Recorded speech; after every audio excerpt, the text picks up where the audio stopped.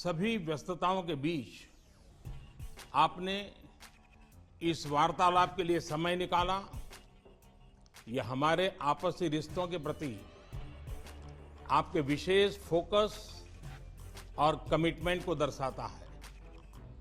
हाल ही में आपका विवाह हुआ।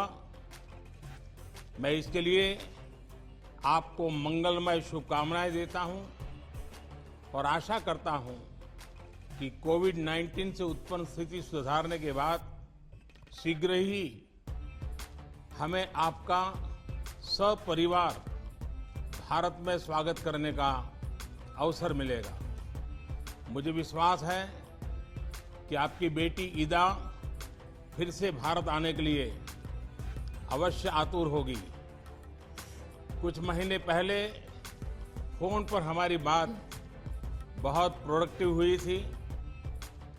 हमने कई क्षेत्रों में भारत और डेनमार्क के बीच सहयोग बढ़ाने के बारे में चर्चा की थी। ये प्रसन्नता का विषय है कि आज हम इस वर्चुअल समिट के माध्यम से इन इरादों को नई दिशा और गति दे रहे हैं। डेनमार्क 2009 से जब मैं गुजरात का मुख्यमंत्री था, वाइब्रेंट गुजरात समिट में लगातार सम्मिलित हो रहा है। इसलिए डेनमार्क के प्रति मेरा विशेष लगाव भी रहा है। मैं दूसरे इंडिया नॉर्डिक समिट को होस्ट करने के आपके प्रस्ताव के लिए आभारी हूं। स्थिति सुधरने के बाद डेनमार्क आना और आपसे मिलना मेरे लिए सौभाग्य की बात होगी।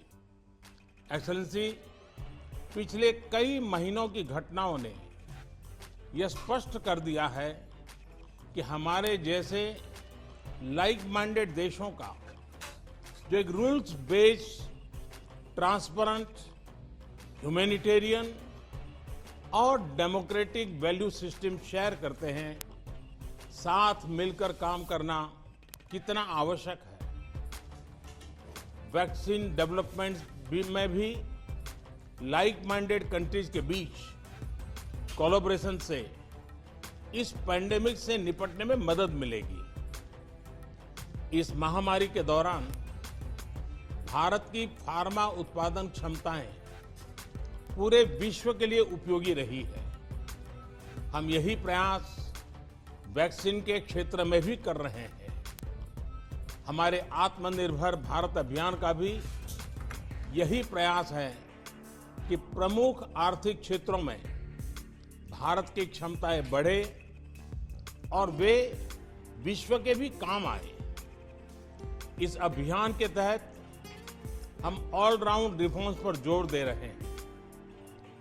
रेगुलेटरी और टैक्सेशन रिफॉर्म से भारत में काम करने वाली कंपनीज को लाभ मिलेगा। अन्य क्षेत्रों में भी रिफॉर्म्स की प्रक्रिया निरंतर चालू है। हाल ही में कृषि और लेबर सेक्टर्स में महत्वपूर्ण रिफॉर्म्स किए गए हैं। एक्सेलेंसी, कोविड-19 ने दिखाया है कि ग्लोबल सप्लाई चेन्स का किसी भी सिंगल सोर्स पर अत्यधिक निर्भर होना कितना रिस्की होता है। हम जापान और ऑस्ट्रेलिया के साथ मिलकर सप्लाई चेन को डाइवर्सिफाई करना और रेजिलियंस के लिए काम कर रहे हैं।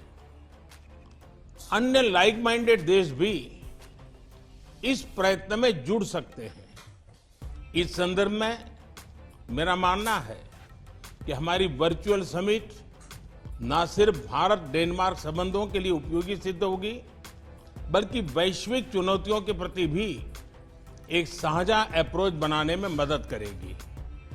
एक बार फिर से एक्सेलेंसी, आपके समय के लिए बहुत बहुत धन्यवाद करता हूं। अब मैं आपको अपने ओपनिंग रिमार्क्स के लिए आमंत्रित करना चाहता हूं। Dear Prime Minister, Your Excellency, I am very pleased with this opportunity for us to meet. It is an honor for a small country like Denmark to be a part of India's first Green Strategic Partnership. We need to tackle this crisis together, and I believe that today's meeting is a very clear symbol and a very important symbol of our shared ambition. So thank you so much.